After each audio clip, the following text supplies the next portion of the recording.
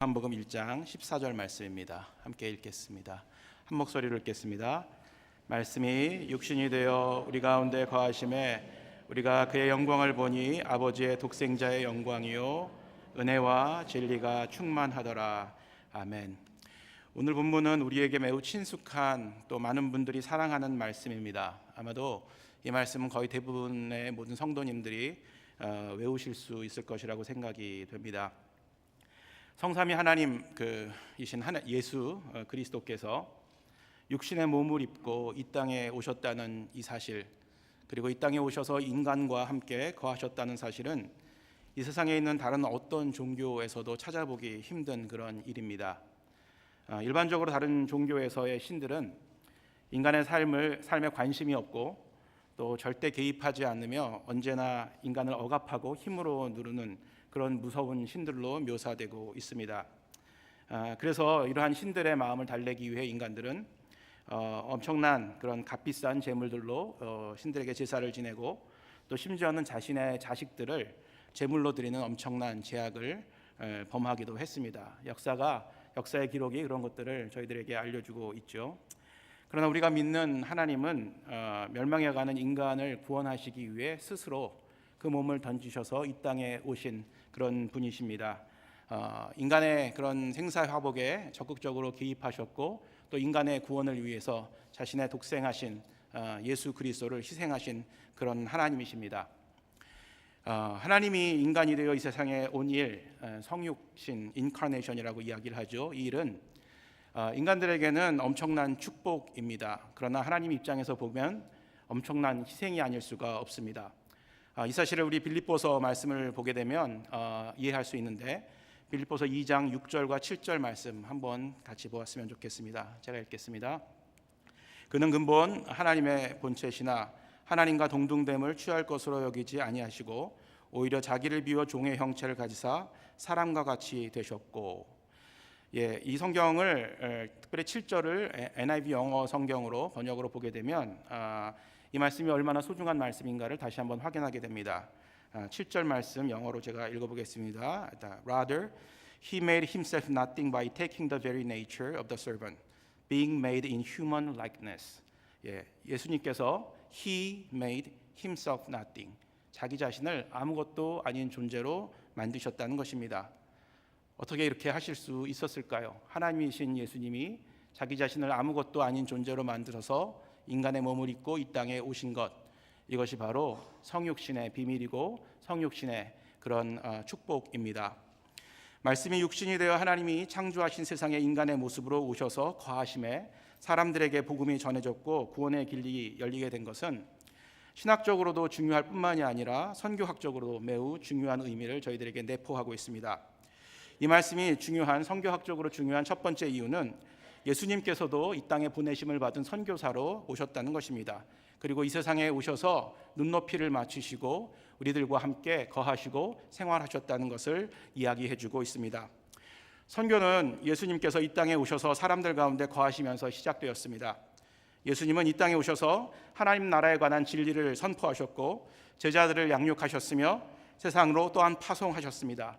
그리고 가난하고 병든 자, 고아와 과부를 돌보시는 그런 구제의 사역도 하셨습니다. 예수님께서는 공생의 기간 동안 3년의 기간 동안 정말 완벽한 선교적인 삶을 사셨습니다. 이 땅에서 선교사로서 완벽한 삶을 사셨습니다. 복음을 전하셨고 제자들을 가르쳤습니다. 그리고 그들을 양육했고 세상으로 파송하셨습니다.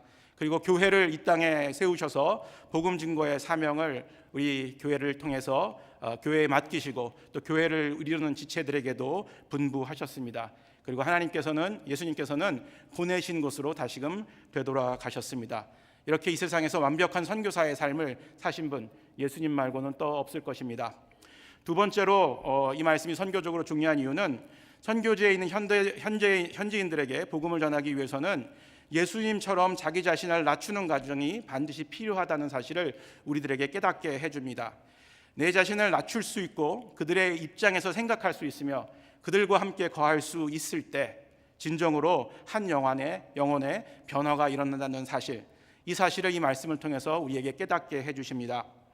이러한 신앙의 원리는 사실 선교지에만 필요한 것이 아닙니다.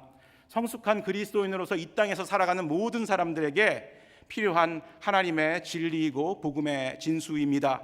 이 원리를 알지 못하고 이 원리를 깨닫지 못하고 살아간다면 어쩌면 우리는 능력 있는 그리스도인의 삶을 살아갈 수가 없을 것입니다. 어떻게 선교에 갈 수가 있겠습니까? 선교지에 가서 무슨 말씀을 할 수 있겠습니까? 우리는 예수님처럼 낮아져야 합니다. 또 예수님처럼 인간의 모습으로 눈높이에 맞춰서 그들을 이해하고 그들을 받아들이는 삶을 살 때 진정으로 성숙한 그리스도인으로서 이 세상에서 살아갈 수가 있는 것입니다. 오늘도 이 말씀을 믿고 의지하여 방방곳곳에서 세계 도처에서 많은 젊은이들이 선교지로 떠나고 있습니다. 젊은이들뿐만이 아니라 은퇴를 앞둔 중년의 노신사, 노숙녀들도 함께 이 복음을 위해서 살아가고 있습니다. 이 말씀이 우리를 변화시키고 우리의 마음을 터치했기 때문에 이런 일들이 일어난다고 확신합니다. 그리고 선교지에서 이 선교사님들이 지상명령 성취를 꿈꾸며 그 선교지에 있는 현지인들과 함께 생활합니다.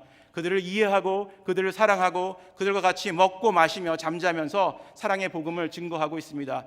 그들의 헌신된 삶을 통해서 오늘도 선교지에서는 예수 그리스도가 전파되고 있는 것입니다.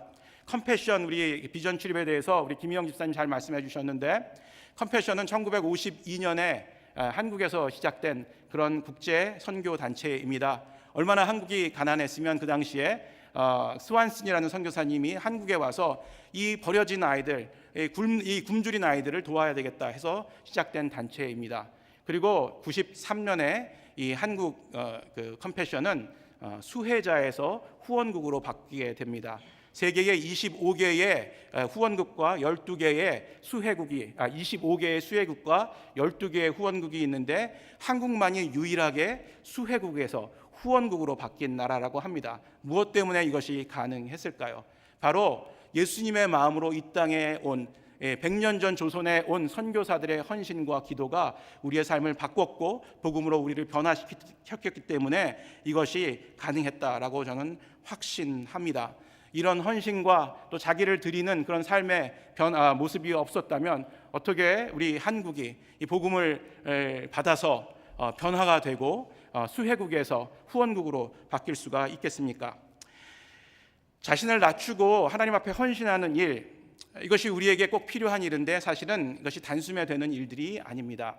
선교사님들도 선교지에 나가서 이런 현지화의 삶들, 또 자기 자신을 낮추고 겸손한 모습으로 살아가는 것을 배우기 위해서, 익히기 위해서 많은 시간을 사용한다고 합니다. 특별히 많은 시행착오를 거치게 되는데 이 선교사들이 선교지에서 적응하는 단계를 보통 4단계로 나누어서 설명을 한다고 합니다. 첫 번째 단계는 복음을 전하고 싶고 또 복음만 전하면 누구든지 반응할 것 같고 또 그 사람들을 모아서 훈련하고 또 교회를 세우면 금방 교회가 부흥할 것 같은, 또 그 교회가 선교 사역을 잘 감당할 것 같은 그런 자신만만한 스테이지가 첫 번째 스테이지라고 합니다. 아마 그 북아프리카에 계신 조모 선교사님이 지금 이런 단계에 계신 것 같습니다. 아주 뜨겁습니다. 네, 어떻게 될지 아직 지켜봐야 될 것 같습니다. 그렇지만 기도해 주시기를 부탁합니다. 그러다가 이제 심각한 실망을 하게 된다고 합니다. 이것이 두 번째 단계인데 자신이 너무너무 실망스럽고 과연 내가 선교를 계속할 수 있겠는가? 내가 선교사로서 선교지에 남을 자격이 있는가? 라고 생각하면서 어려운 상황을 겪게 된다고 합니다. 그리고 나서 세 번째 단계는 이 상태가 더 심각해지는 것이라고 합니다. 상태가 회복되는 것이 아니라 더 깊은 늪에 빠져서 선교지에 있는 사람들이 두렵고 또 무서워서 그 사람들을 멀리하게 되는 그런 단계에 들어간다고 합니다. 그런데 이 마지막, 이 세 번째 단계를 믿음으로 극복해야만 마지막 단계에 들어가는데, 마지막 단계에 들어가면 그 선교지에 있는 사람들과 하나하나 연결되게 되고 그 사람들을 사랑하게 되고 이해하게 되고 또 그 사람들의 삶의 모습들을 깨닫게 된다는 것입니다. 마지막 단계에서 선교사들은 현지인들과 함께 하나가 되게 되며 또 비록 얼굴과 문화가 다르지만 또 그들의 옷을 입게 되고 그들의 음식을 먹으며 그들에게 사랑을 증거할 수 있는 그런 단계에 들어간다고 합니다. 이것이 바로 눈높이 선교, 눈높이 맞추기 선교라고 그렇게 선교학자들은 이야기합니다. 예수님께서 인간들과 눈높이를 맞추기 위해 이 땅에 오셔서 인간의 몸을 입고 인간과 같이 함께 거하셨던 것처럼 선교사님들도 선교지의 현장에서 현지 사람들에게 눈을 맞추고 또 그들과 함께 살아갈 때 진정으로 변화된 사람들이 나오게 되고 또 진정한 선교가 이루어진다는 사실, 바로 이것이 성경이 말하는 복음의 진수이고 복음의 비밀입니다. 한국에 가면 그 양화진이라는 그런 선교사 묘지 공원이 있습니다. 양화진 외국인 선교사 묘지 공원, 이것이 정식 이름인데요. 아마 우리 성도님들께서도 많이 방문하셨을 것이라고 생각이 됩니다. 저는 오늘 이곳에 묻힌 한 분의 선교사님을 소개하려고 합니다.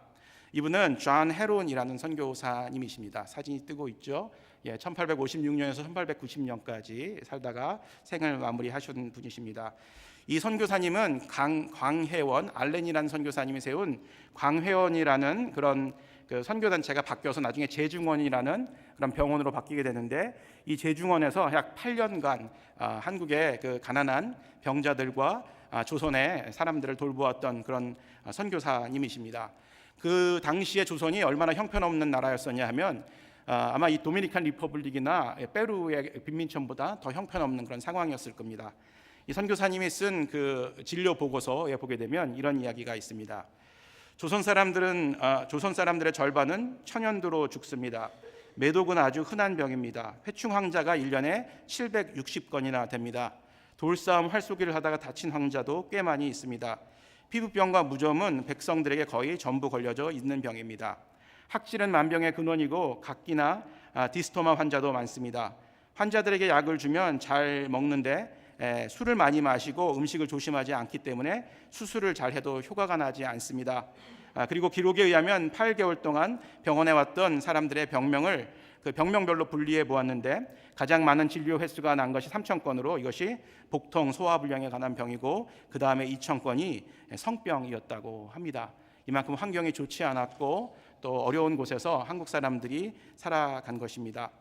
저는 이것이 이제 120년 전에 한국의 모습입니다. 그런데 지금 120년이 지난 한국의 모습은 어떻습니까? 의료 강국이 되었죠. 그래서 미국에서도 한국으로 진료받기 위해서 또 수술받기 위해서 가시는 그런 우리 동포분들 많이 있는 것으로 알고 있습니다.